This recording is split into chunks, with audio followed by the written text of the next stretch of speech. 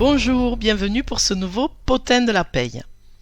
Le 22 novembre 2023 a été adoptée la loi relative au partage de la valeur.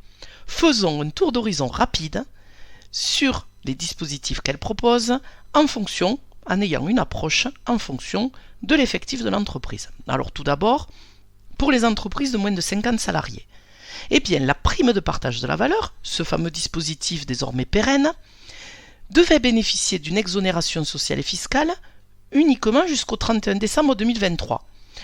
Il y a, au terme de cette loi relative au partage de la valeur, une prolongation de l'exonération sociale et fiscale, donc du régime social et fiscal de faveur, jusqu'en 2026. Ensuite, les entreprises de moins de 50 salariés, vous le savez, n'ont pas d'obligation de mettre en place la participation. C'est dans le cadre d'une incitation à la mise en place de ce dispositif de participation, donc de façon volontaire, que la loi permet d'appliquer une formule de calcul de la réserve spéciale moins favorable que la formule légale.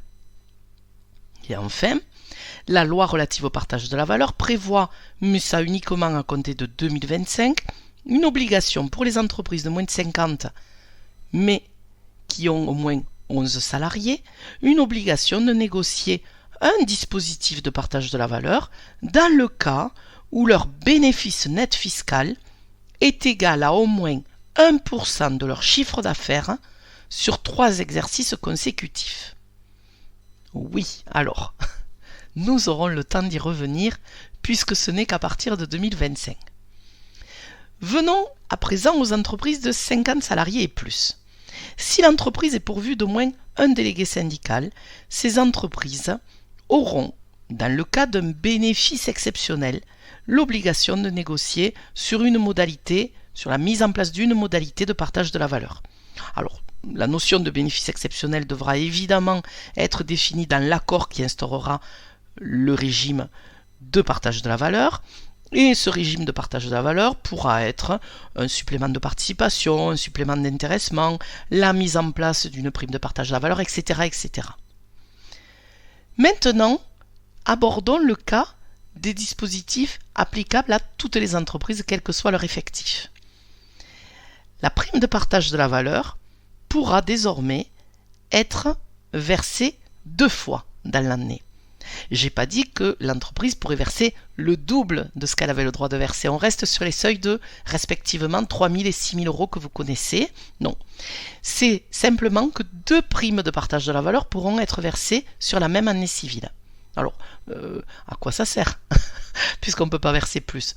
Mais c'est justement parce que l'entreprise en début d'année n'a peut-être que très peu de visibilité qu'elle va verser une première prime.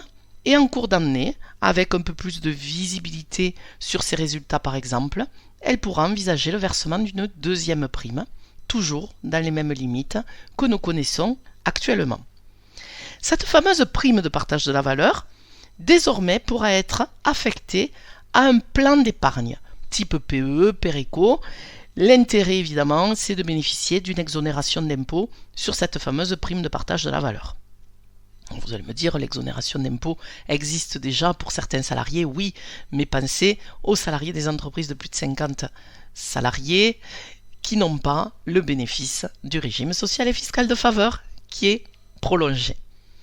Et enfin, une nouveauté, un nouveau dispositif qui n'est pas obligatoire, qui est donc facultatif, la mise en place est facultative, par accord d'entreprise, un dispositif de partage de la valorisation de l'entreprise. Alors l'idée, c'est de déterminer au début, à la mise en place de l'accord, la valeur de l'entreprise. Si la valeur de l'entreprise augmente sur une période de 3 ans, on fait le point au terme de ces 3 ans et en fonction d'un montant de référence qui aura été fixé à l'accord. Et compte tenu du pourcentage positif de variation de la valeur de l'entreprise, les salariés percevront un montant au titre du partage de la valorisation de l'entreprise. La loi partage de la valeur a été publiée au journal officiel jeudi 30 novembre 2023.